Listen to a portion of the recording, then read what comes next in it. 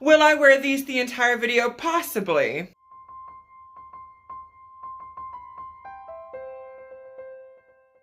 Hello loves, my name is Wendy Weather. I am the history drag queen, but today we are actually going to be doing a different type of video. See, this week, honestly, I started to realize doing a history video takes a lot of work, like at least 4 to 8 hours of research, writing the script, as well as producing it.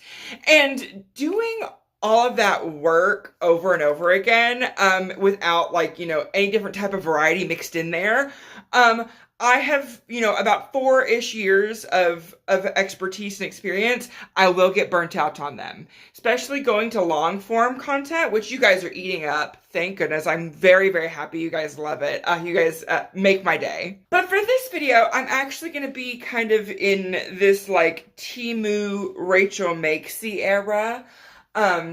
Or kind of like AliExpress Bernadette Banner. That kind of vibe. Out of drag, I'm a big vintage and historical girly.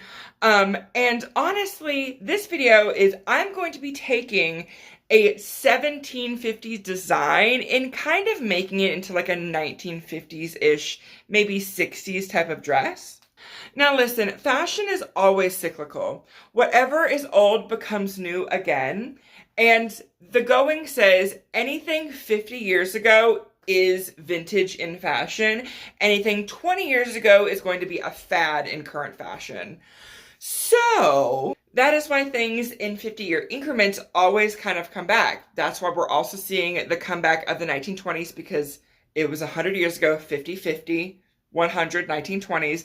And then 50 years ago, which is around the 1970s-ish, and we're already seeing that in fashion currently. That's why in the 2000s, the rockabilly type of like 1950s was so popular. And how in the 2010s, 60s type of patterns were really in. And I've always been enamored with the juxtaposition of time jumps.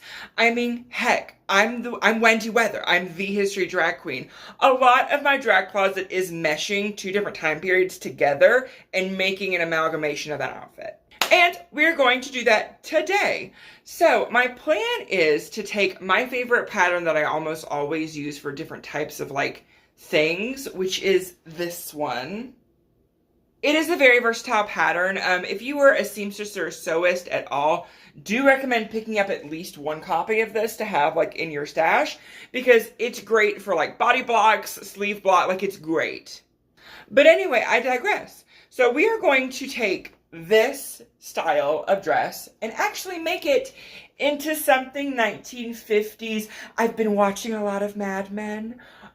So kind of 1950s, early 60s type of vibe. Think like if Joan and Betty Draper's like wardrobes got mixed up, and that's the dress I'm kind of thinking of making. So because of the deceasement of this place, I was actually able to get almost an entire bolt of a plaid orange fabric for like $7. And so I thought it would make a great, like, late 1950s, early 60s type of dress. But I actually don't have a lot of, like, 50s sewing patterns.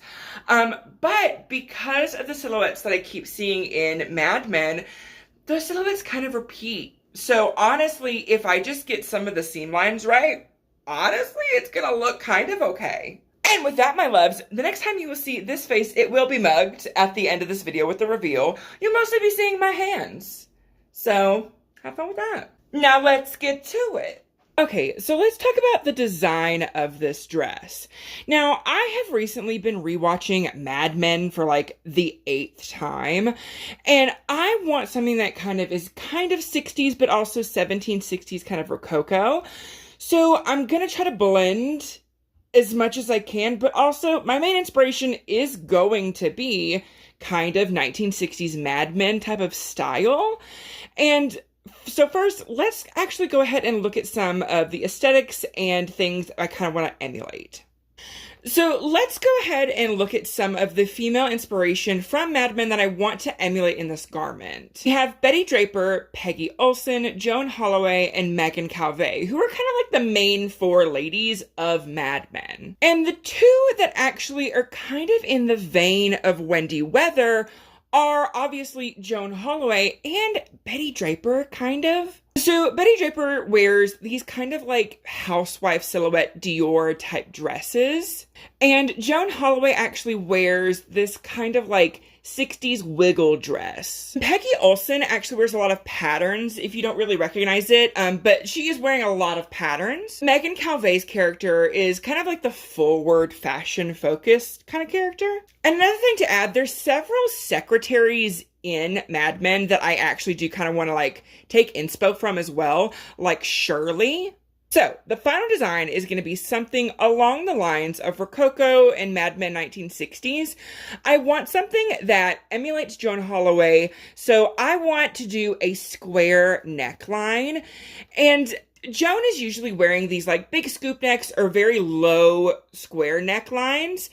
And then I want something that's kind of like fun patterned like Peggy wears, so I opted for this really awesome orange plaid. But then I want something kind of Betty Draper, so I want the bottom of the garment to not be a 60s wiggle dress or like a tube miniskirt. I want it to be kind of like a mini Dior circle skirt. For hemline, I really want to take inspo from Megan and Shirley, because in the 60s, the hemlines were just growing.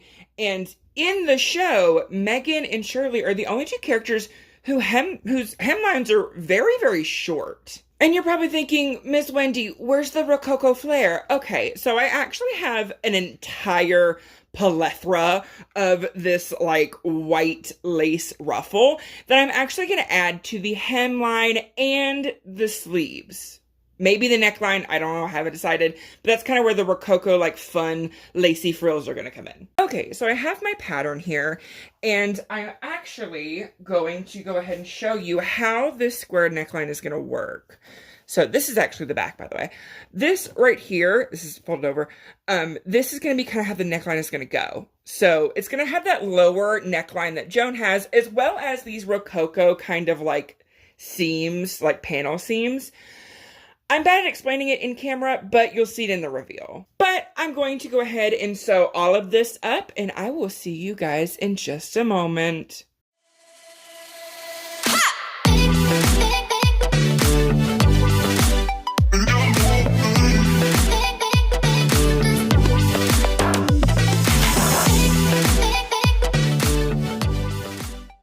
I think it actually turned out way better than I thought it was going to. I mean, the gingham kind of is a little much, but I mean, the way I styled it, I think, you know, with the brooch, the kind of like bold white headband and like the pin straight here, I think that gives it kind of 60s, kind of.